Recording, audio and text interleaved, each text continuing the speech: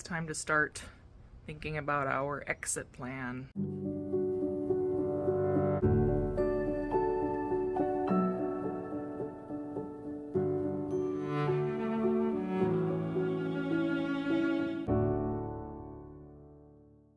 Oh my gosh, it's a little friend. He's so cute.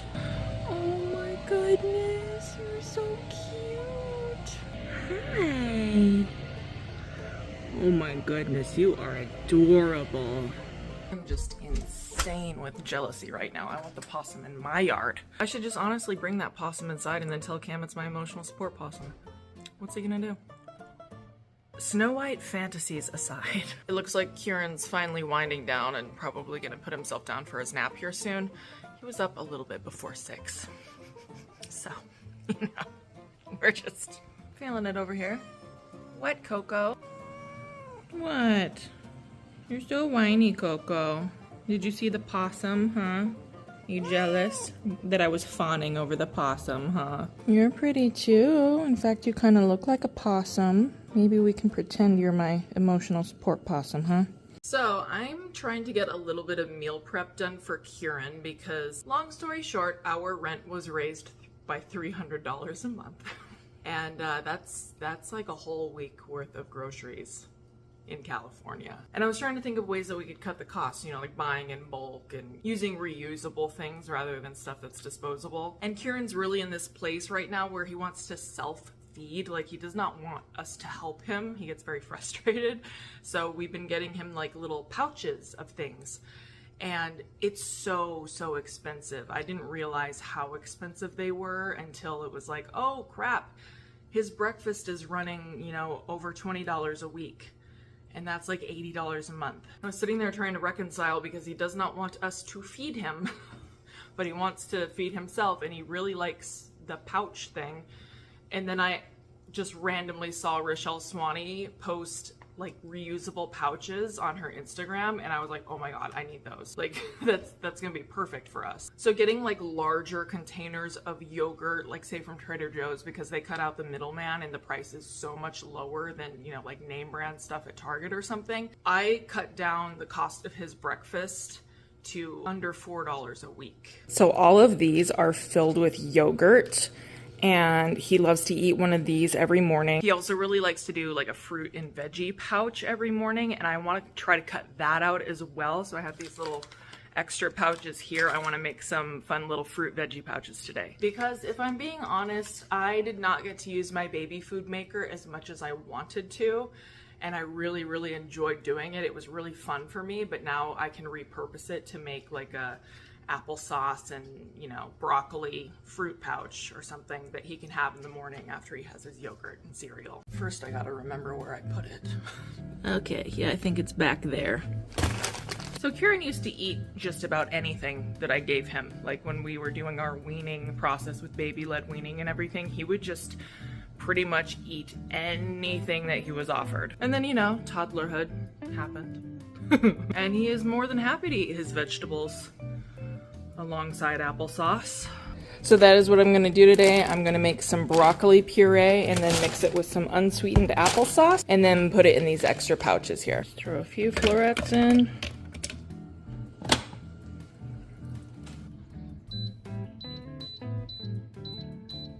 Oh boo, the sun's back out.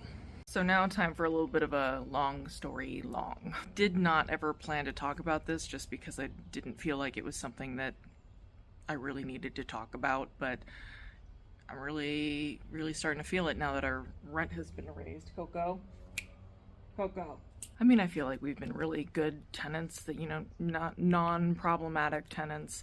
We've kept the place really clean. We've maintained things and have only called one other time apart from this last time. But we had that like that 7 days of rain or something, and the storm drain in the backyard, oh, there goes the broccoli. The storm drain in the backyard was broken, so the water was just sort of sitting in the ground and not draining out to the, you know, the sewer system. So our entire backyard here was flooded, and it was getting to the point where it was going to reach the house, and it did reach the house at some point and started, you know, like there's a bunch of really nasty algae type stuff that's growing there now because of the length of time that water was up against the house. It is up against the house, completely up against the house. And it was quite a bit of a, not a fight, but we really had to convince the landlord, like, please fix the storm drain because your house is going to get damaged. Like, we're not trying to be problematic tenants and make you come pay for unnecessary things, but this is pretty necessary because if the house gets flooded, then you're gonna have a lot bigger problems. Long story short, they finally had someone come out and fix the storm drain after trying to fix it themselves, and I don't even want to get into how they were trying to fix it themselves. It was ridiculous. But they finally got it fixed, and then not even a week later, they messaged us and said, yeah, starting in April, your rent is raised by $300 per month. And they had never raised it before. So it almost felt retaliatory, even though we literally helped them save their property by letting them know about the impending damage. But, you know, it is what it is. Like, what are we gonna do? Like, tell them, no, you can't raise our rent the, 10% that you're legally allowed to. And we did. We tried, we tried to talk them down. And I mean, we're used to landlords raising the rent like maybe 4%, 6% or something, but not 10%. That was a bit of an ow. This looks nice and ready. Oh, I love cruciferous. Get a little taste test. It's pretty good. And this is kind of where I wish I had a funnel. Okay, I've got it up here to the max line, so it has like this really convenient seal, sort of like a Ziploc bag. Like the excess. And there it is. Broccoli applesauce. Yum. I think there's probably enough in that bowl for one more.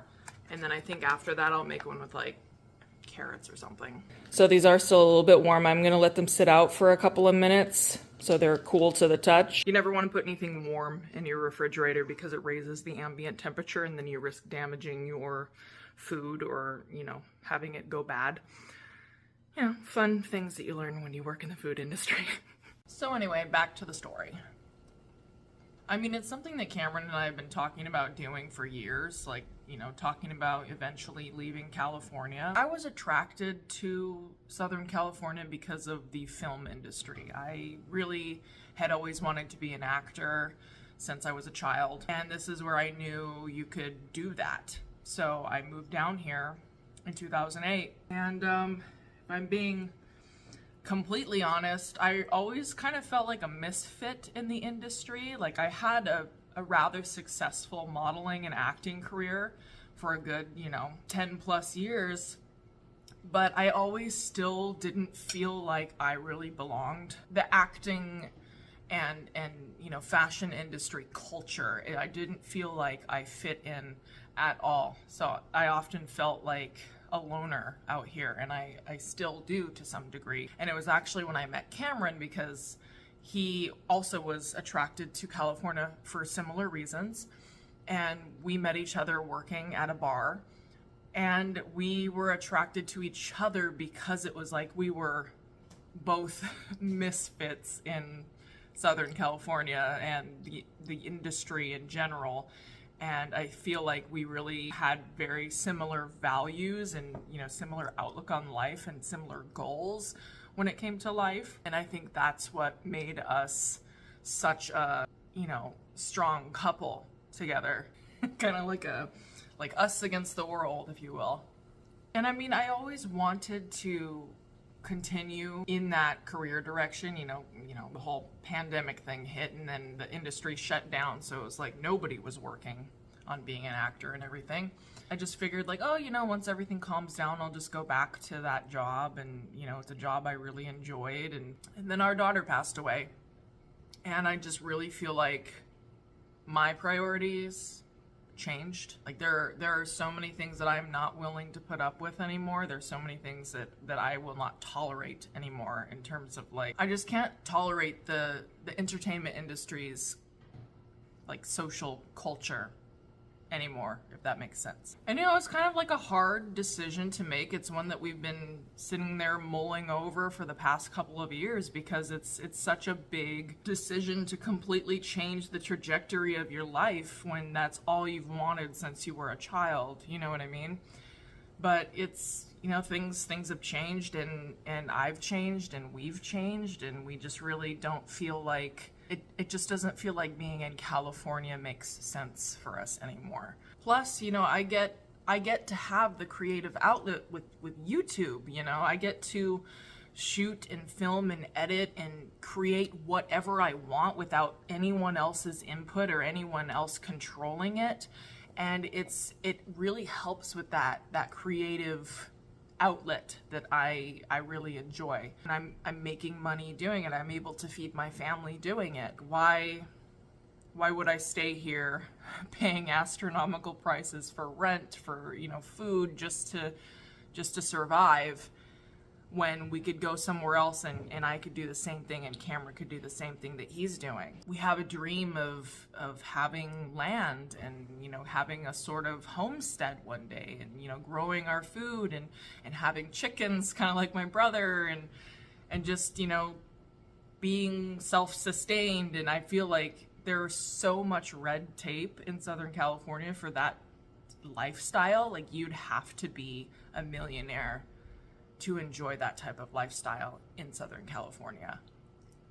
But you know, this is not like right now that we're going to be doing this. You know, we're in the middle of purchasing an investment property at the moment. So you know, it's not like we're just going to get up and leave next week, or, you know, when the lease is up in April. And we're going to revisit the idea of moving probably in early 2025. I don't know if that means we're going to be leaving just this house, or if we're going to be leaving the state entirely. But yeah, after having our rent raised that much, it just really kind of clicked that we were like, okay, yeah, we gotta go now, because our rent isn't even at market value.